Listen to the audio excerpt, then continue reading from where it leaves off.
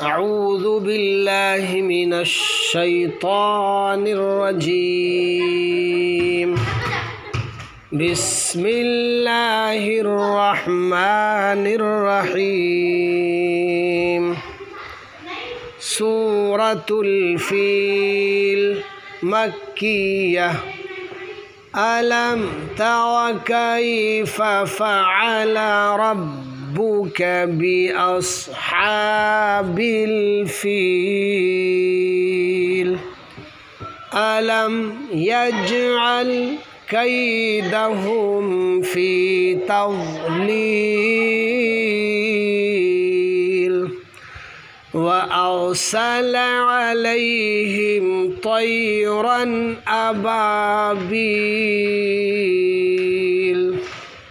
ترميهم بحجارة من سجيل